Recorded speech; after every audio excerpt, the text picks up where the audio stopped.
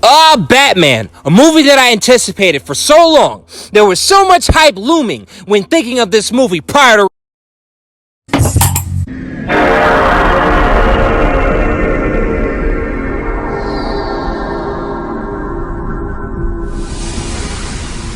release. And now, as I'm finally watching it, what do I think?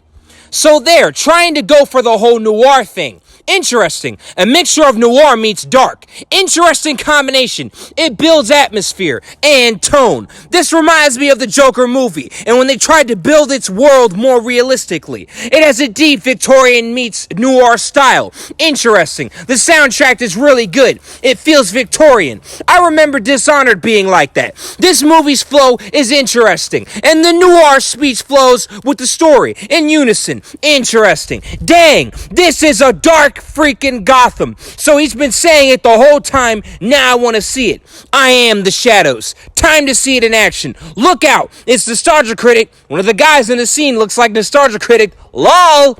Damn. That build-up. That soundtrack. That introduction. When Bat shows up, he shows up. I love Batman Begins. However, I have to admit the fighting choreography is off the fucking chain in this damn movie. Holy fucking cow, it's off the fucking chain.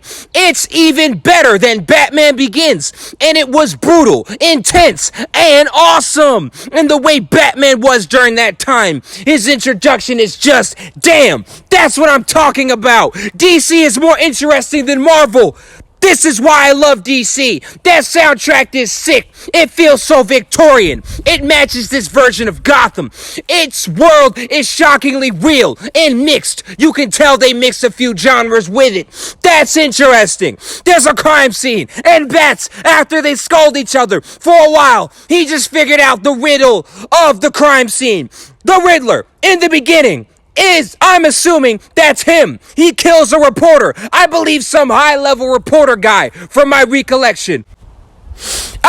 The perfect rendition of one of my favorite songs, Kurt Cobain, There's Something in the Way. He's still young Batman. He still doesn't fully know if he's making a difference. Maybe it's not enough, but I have to push myself. Will enough ever be enough? He's investigating. Wow, a Batman movie where he actually investigates? Now, I love how he investigated in Batman Begins and Dark Knight. However, here, the way they did it was interesting. It flowed into the story, and it was small scale, a sheet of paper, old school. I like that. That's a nice touch. This gives me a few early 2000s Spider-Man vibes in terms of quality.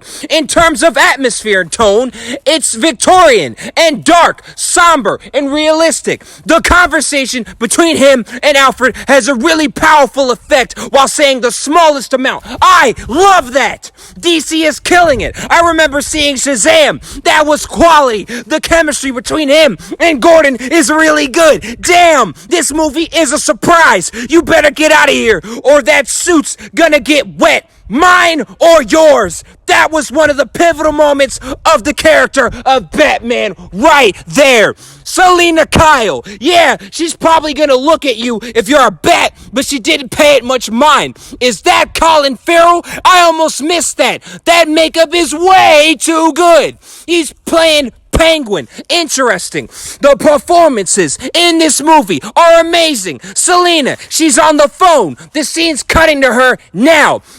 Is Bruce Wayne doing what I think he's doing? He's watching Selina from the distance. However, she's undressing, and he's still watching.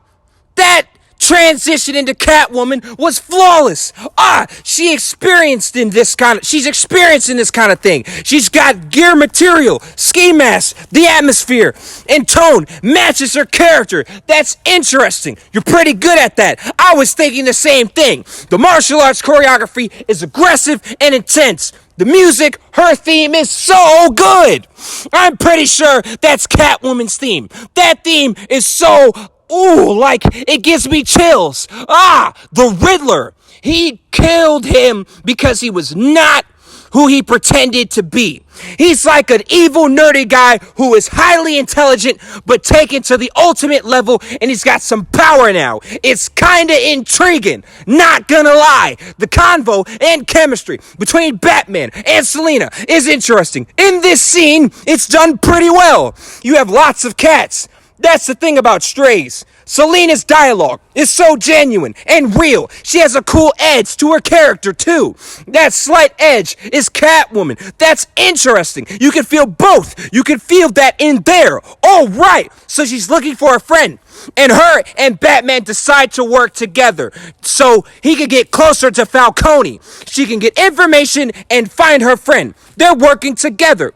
Okay, I'll admit it. It's a little convenient that right when she has the camera on her, that's when he blabs his mouth about some inner workings of the inner criminal circle. However, quality shows that is just one thing. It doesn't defeat the overall experience. That's the thing about films and movies. Just because one little thing, it doesn't defeat the overall. She clearly has a history attached to Falcone, as revealed in the interworkings of the camera and everything. The movie has really good pacing, even though it's really long. Skinny Bats, he's not buff like the previous editions. His father gave Alfred cufflinks, now he gives it back to him. This adds to the meaning of Wayne, his father's legacy. First Kenobi, now Batman.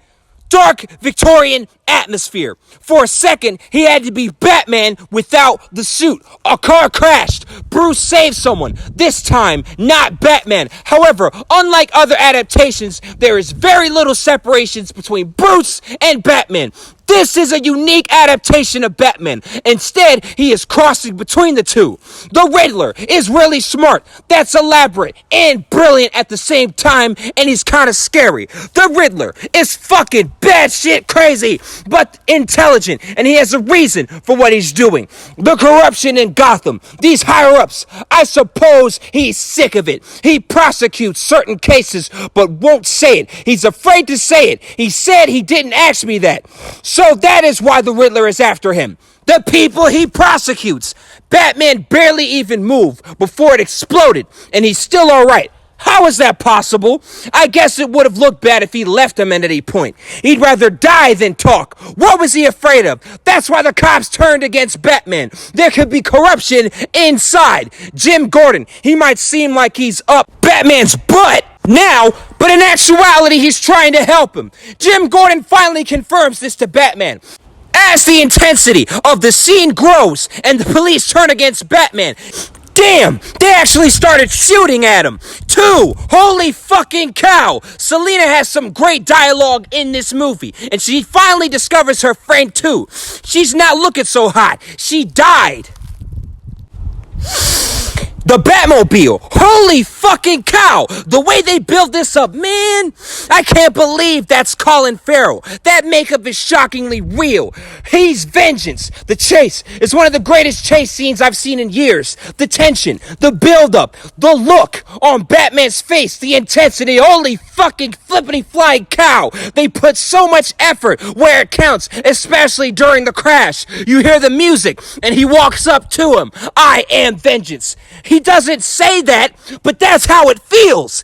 He's lying about Bruce's father. Was nothing like that. In another scene, this actually happens. Salvatore Maroni had his father killed. He claimed his father came after him to get a guy intimidated. It's ambiguous whether or not this is true. Similar to the Joker movie, and how you don't know whether Wayne paid for the information about Arthur to be hidden or whether his mother lied. There were hints that it was true. Batman is Bruce Wayne here. There's usually a separation or an alter ego, but the secret here is that he is Bruce Wayne. They're one and the same. They're inseparable. That's interesting how they toy and play with Bruce's identity throughout the Batverses in DC. Her friend Annika was missing. They finally got a call to Selina's phone after she takes one of the guys and has him at gunpoint. Pretty intense. You can see Zoe Kravitz's emotions through her eyes and facial expressions. No dialogue is required. Really good scene.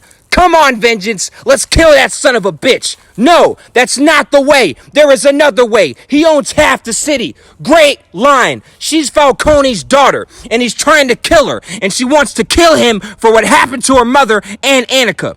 Some men rob Batman of his vengeance of his parents' death. Is it a masterpiece?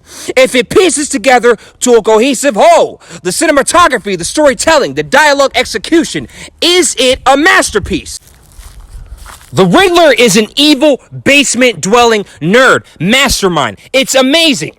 Damn, Gotham looks like Gotham, man, but it's realistic. Damn, that cinematography is so on point. Each shot gives me Joker vibes. They've mastered this technique. See, this is the shit they have in this new Batman movie. It's some compelling shit.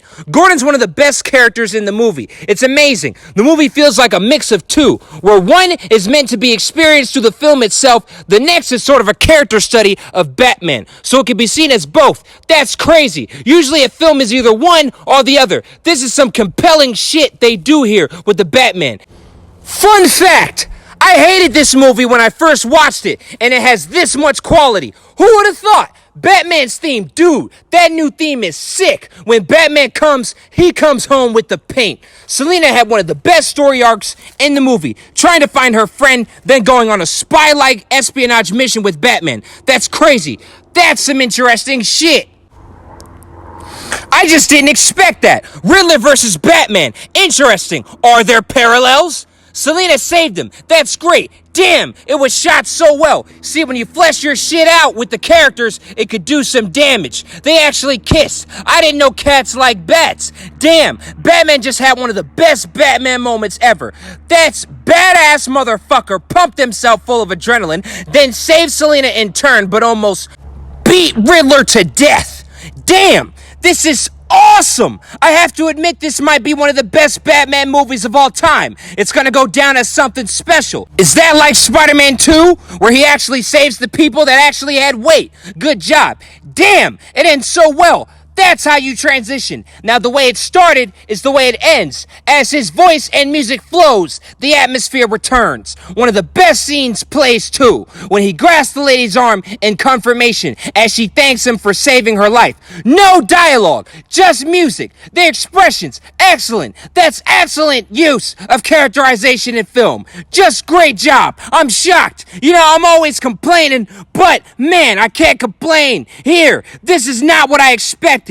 Damn! And Riddler meets the Joker in Gotham in a well-done, subtle scene where he says very few dialogue. Then he starts cackling. Man, the end. So, what did I think?